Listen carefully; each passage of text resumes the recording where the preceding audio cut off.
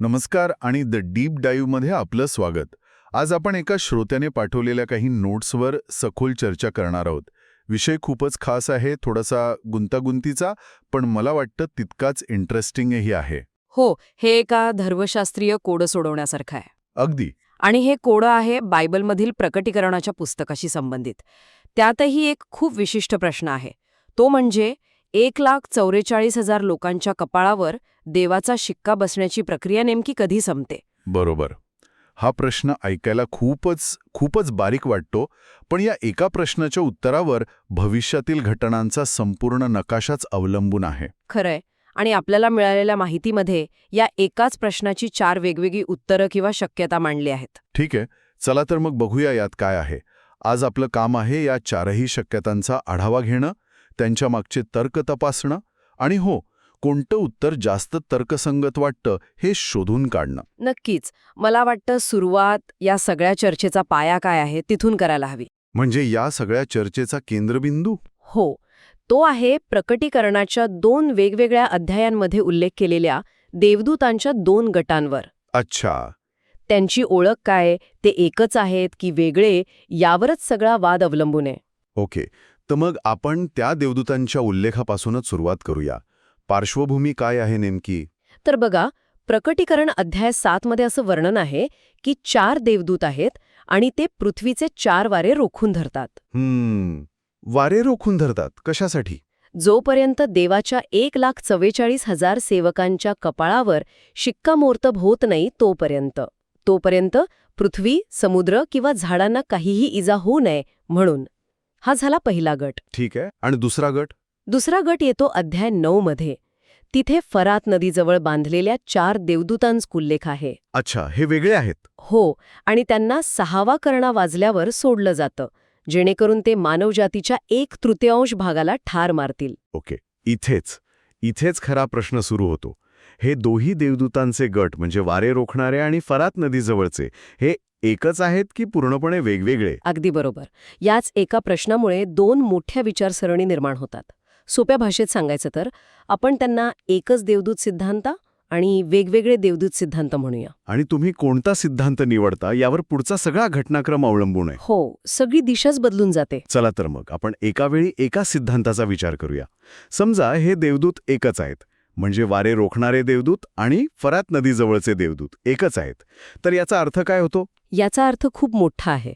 जर ते एकच असतील तर त्यांनी रोखून धरलेले वारे म्हणजे काही प्रत्यक्ष वादळं किंवा भौतिक विनाश नाहीये. मग काय आहे ते? तर ती एक प्रतिकात्मक शक्ती आहे जी श्वापदाला म्हणजे द बीस्टला सत्तेत आणते. अच्छा. आणि याच विचारानुसार पृथ्वी आणि समुद्र ज्यांना इजा होण्यापासून रोखलं आहे तेही प्रतिकात्मक आहेत, म्हणजे राजकीय आणि सामाजिक व्यवस्था जिथून तो श्वापद उदयास येईल. एक मिनिट, मला एक गोष्ट स्पष्ट होत नाहीये. जर वारे म्हणजे श्वापदाचा उदय असेल आणि हे देवदूत त्याला 6वा करणा वाजेपर्यंत रोखून धरत असतील, तर मग शिक्कामोर्तब इतका वेळ का घेतंय? म्हणजे तोपर्यंत काय घडतंय? तुमचा प्रश्न अगदी अचूक आहे.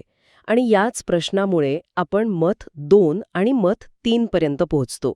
ही दोन्ही मतं याच एकच देवदूत सिद्धांतावर आधारित आहेत. ओके. मत 2 असं सांगतं की शिक्कामोर्तब प्रक्रिया 6वा करणा वाजण्याच्या अगदी थोडा वेळ आधी संपते. थांबा. इथे एक मोठा विरोधाभास दिसतोय मला.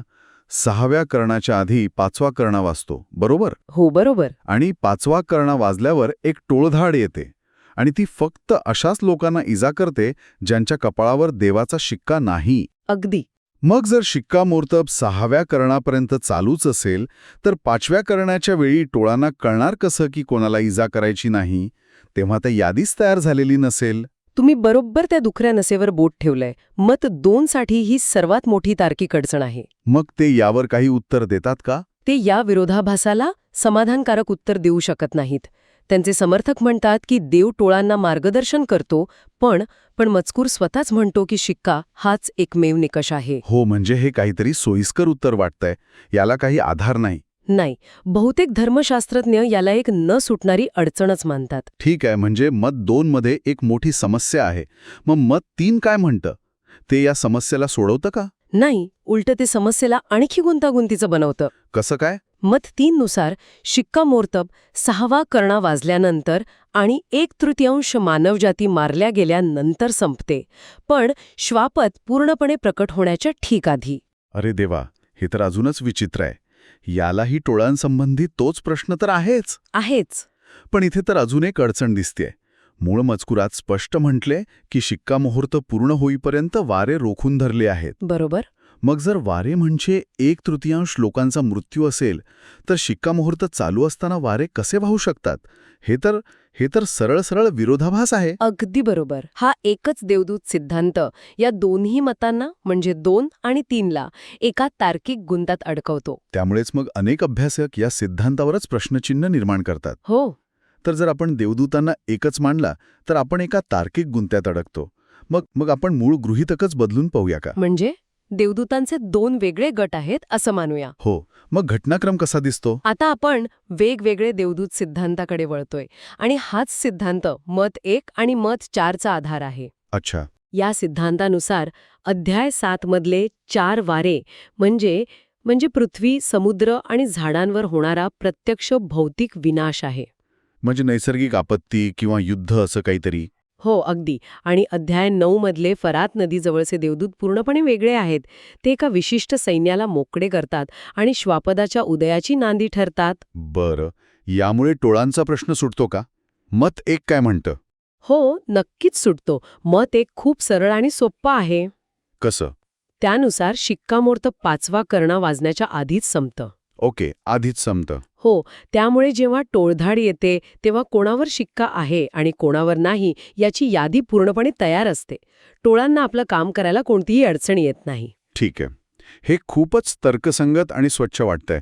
मग आपण अजून पुढे काय विचार करतोय? म्हणजे मत 4ची गरजच काय? कारण मत 1 फक्त एक अडचण सोडवतं, पण ते संपूर्ण घटनाक्रमाचं एक मोठं आणि सुसंगत चित्र सादर करत नाही. अच्छा. आणि तेच काम मत 4 करतं. ते अधिक तपशीलवार आणि व्यापक घटनाक्रम सादर करते. या मतानुसार 1,44,000 लोकांच्या शिक्कामोर्तबाची संपूर्ण प्रक्रिया 7वा शिक्का उघडण्याच्या आधीच पूर्ण होते. ओके. म्हणजे मत 4 नुसार क्रम असा असेल: 1. 6वा शिक्का उघडला जातो. 2. त्यानंतर लगेच 1,44,000 लोकांचे शिक्कामोर्तब सुरू होऊन पूर्ण होतं. मग 3. 7वा शिक्का उघडला जातो आणि 4. मग 7 करणे वाजायला सुरुवात होते. अगदी अचूक क्रम. आणि त्या करण्यांच्या वेळी 4 वारे म्हणजे प्रत्यक्ष भौतिक संकट पृथ्वीवर येतात. अगदी बरोबर. यामुळे दोन्ही मोठ्या समस्या सुटतात. 1. टोळांचा प्रश्न तर सहज सुटतो, कारण 5वा करणा वाजायच्या खूप आधीच शिक्कामोर्तब झालेला असतो. हो, तो मुद्दा तर मिटला. आणि 2. शिक्कामोर्तब पूर्ण होईपर्यंत वारे रोखून धरले आहेत या मूळ वचनाचा अर्थही अबाधित राहतो. कारण भौतिक विनाश म्हणजे ते वारे शिक्कामोर्तब पूर्ण झाल्यावरच सुरू होतो. हे सगळं खूप सुसंगत वाटतंय. पण यामुळे एक नवीन प्रश्न निर्माण होतो. कोणता?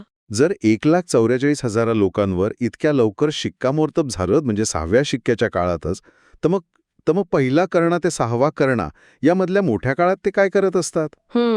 म्हणजे श्वापद तर अजून प्रकटही झालेला नाहीये. ते फक्त बसून वाट पाहतात का? हा एक उत्तम प्रश्न आहे आणि याचं उत्तरच मत 4 ला इतरांपेक्षा वेगळं ठरवतं. कसं? या मतानुसार ते निष्क्रिय बसलेले नाहीयेत. याचं उत्तर समजून घेण्यासाठी आपल्याला बायबलमधील एका साहित्यिक तंत्राकडे लक्ष द्यावं लागेल. त्याला वर्णनात्मक पुनरावृत्ती म्हणजे डिस्क्रिप्टिव्ह रेपिटेशन म्हणतात. वर्णनात्मक पुनरावृत्ती हे ऐकायला थोडं म्हणजे सोयीस्कर नाही का वाटत?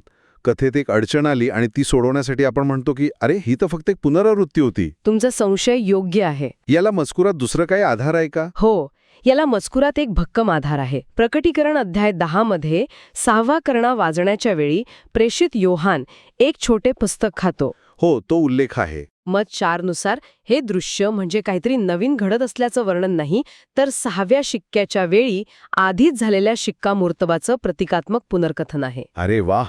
म्हणजे ते छोटे पुस्तक खाणं म्हणजेच शिक्कामोर्तब होणं. अगदी. ही घटना 6व्या शिक्क्याच्या वेळी घडते, पण तिचा उद्देश काय आहे हे स्पष्ट करण्यासाठी 6व्या करण्याच्या वेळी तिचं पुनर्वर्णन केलं जाते. बरोबर. तर मग काय आहे हा उद्देश? उद्देश आहे भविष्यवाणी करणे. शिक्कामोर्तब झाल्यावर म्हणजेच ते पुस्तक खाल्ल्यावर त्या 1,44,000 लोकांना श्वापदाच्या राजवटीत 1,260 दिवस भविष्यवाणी करण्याची शक्ती आणि अधिकार मिळतो. अच्छा. स्रोतानुसार पहिला ते 6वा करणा या काळात ते निष्क्रिय नसतात, तर ते जगाला प्रकटीकरणाच्या पुस्तकातील सत्य शिकवत असतात. म्हणजे ते लोकांना येणाऱ्या मोठ्या संघर्षासाठी तयार करत असतात. हो, गोष्ट संपूर्ण चित्रच बदलते. ही केवळ एक निष्क्रिय प्रतीक्षा नाही, तर एका मोठ्या भूमिकेसाठीची तयारी आहे. बरोबर. आणि इथेच मतं 4 शिक्कामोर्तबाला एका मोठ्या वैश्विक संकल्पनेशी जोडतं. 1,44,000 लोकांचे शिक्कामोर्तब पूर्ण झाल्यावर, ज्यांना शेवटची प्रथमफळे असंही म्हटलं आहे, लगेच अंतिम न्याय सुरू होत नाही. मग काय होतं? तर महान प्रायश्चित्ताच्या दिवसाची म्हणजे डे ऑफ अटॉर्नमेंटची तयारी सुरू होते. तुम्ही प्रायश्चित्ताच्या दिवसाची तयारी असा उल्लेख केलात. जे श्रोते या संकल्पनेशी परिचित नसतील त्यांच्यासाठी तुम्ही थोडक्यात सांगू शकाल का की या संदर्भात याचा नेमका अर्थ काय आहे? नक्कीच. सोप्या भाषेत सांगायचं तर प्रायश्चित्ताचा दिवस ही एक अंतिम शुद्धीकरणाची आणि न्यायाची प्रक्रिया आहे. ओके. या मतानुसार शिक्कामोर्तब ही फक्त तयारी आहे. प्रत्यक्ष प्रायश्चित्त तेव्हा सुरू होतं जेव्हा पहिलं पुनरुत्थान होतं. आणि ते कधी होतं? ते 7वा करणा वाजल्यावर खणपा, जेव्हा देवासाठी शहीद झालेल्या लोकांची आवश्यक संख्या पूर्ण होते. आणि या पुनरुत्थानाचं महत्त्व काय आहे? याचं महत्त्व खूप मोठं आहे. हे पुनरुत्थान सिद्ध करतं की अत्यंत कठीण परिस्थितीतही देवाच्या आज्ञा पाळल्या जाऊ शकतात. आणि यामुळे देवाचं चारित्र्य म्हणजे त्याचं प्रेम आणि न्याय हे निर्दोष सिद्ध होतं. हे एखाद्या वैश्विक न्यायालयीन खटल्यासारखं वाटतंय, जिथे हजारो वर्षांपासून देवाच्या चारित्र्यावर आरोप लावले गेले आहेत. हो. आणि हे पुनरुत्थान म्हणजे तो खटला जिंकण्यासाठी सादर केलेला शेवटचा निर्णायक पुरावा आहे. तुम्ही उत्तम उदाहरण दिलंय. अगदी तसंच आहे. एकदा देवाचं चारित्र्य निर्दोष सिद्ध झालं की सैतानाने निर्माण केलेल्या सर्व शंका दूर होतात. आणि मग यामुळे संपूर्ण सृष्टी देवाला कोणत्याही भीतीशिवाय निर्विवादपणे प्रेम करू शकते. हे परिपूर्ण प्रेम पापाचा नाश करते आणि पापाचा नाश मृत्यूचा अंत करतो. तेव्हाच खऱ्या अर्थाने विश्वाची शुद्धीकरणाची म्हणजेच प्रायश्चित्ताची प्रक्रिया पूर्ण होऊ शकते. तर आज आपण एकाच प्रश्नाच्या उत्तरासाठी 4 वेगवेगळ्या वाटांचा प्रवास केला. आणि हे सगळं ते देवदूत एकच आहेत की वेगळे या एका लहानशा तपशिलावर अवलंबून आहे, हे किती आश्चर्यकारक आहे. हो. आणि आपण पाहिलं की प्रत्येक गृहीतक संपूर्ण घटनाक्रमाला कसा आकार देतं. मत 2 आणि 3 एका तार्किक विरोधाभासात अडकतात. हो, ते तर स्पष्ट दिसतंय. मत 1 सोप्पं उत्तर देतं, पण ते कुठेतरी अपूर्ण वाटतं. आणि मत 4 ते एक तपशीलवार आणि सुसंगत कथा सादर करते, जिथे शिक्कामोर्तब ही केवळ एक बचावात्मक घटना नाही, तर 1,44,000 लोकांना त्यांच्या भविष्यातील मोठ्या कार्यासाठी सक्षम करणारी एक निर्णायक सुरुवात आहे. बरोबर. हे मत शिक्कामोर्तबाला केवळ येणाऱ्या संकटांपासून वाचवण्यापुरतं मर्यादित ठेवत नाही, तर ते त्याला प्रायश्चित आणि देवाच्या चारित्र्याच्या शुद्धीकरणासारख्या अंतिम आणि भव्य धर्मशास्त्रीय ध्येयांची जोडतं. ज्यामुळे ते केवळ एक चिन्ह न राहता एका मोठ्या वैश्विक नाटकातील एक अत्यंत महत्त्वाचा भाग बनतं. अगदी. आणि आमच्या श्रोत्यांसाठी एक शेवटचा विचार सोडून जातो.